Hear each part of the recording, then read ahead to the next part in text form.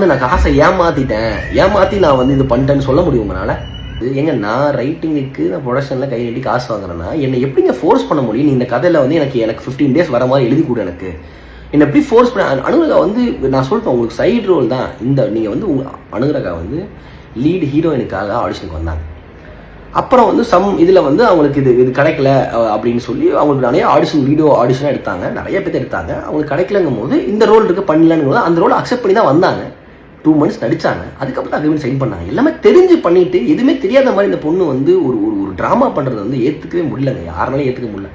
எங்கள் வீட்டிலலாம் நான் வந்து உங்களுக்கே தெரியும், நான் வந்து ஒரு சின்ன வயசுலேருந்து 2017 ஒரு எம்எஸ்ஆன் யூடியூப் சேனல் வச்சு அவ்வளோ கஷ்டப்பட்டு ₹1 கூட இல்லை என்கிட்ட. நான் வந்து ₹1 கூட இல்லாமல் ஒரு விஷயமா பில்ட் பண்ணி இவ்வளோ தூரம் வந்திருக்கேன், இவ்வளோ தூரம் கொண்டு வந்திருக்கேன். அது எப்படி ஒரு செகண்டில் வந்து நான் காசை ஏமாற்றி நான் வந்து இது பண்ணிட்டேன்னு சொல்ல முடியும் உங்களால்? எனக்குலாம் ரொம்ப கஷ்டமாக போயிடுச்சுங்க. நான் எப்படி காசை ஏமாத்தினேன்? யாரை ஏமாத்தேனா? இதெல்லாம் நீங்கள் நியூஸ் சேனல் போட மாட்டீங்களா? இப்போ நான் ஒரு பொண்ணாக இருக்கணும், நான் வந்து அழுகணும், நான் அழுதுனா நீங்கள் நியூஸ் சேனல்லாம் போடுவீங்க கரெக்டாக?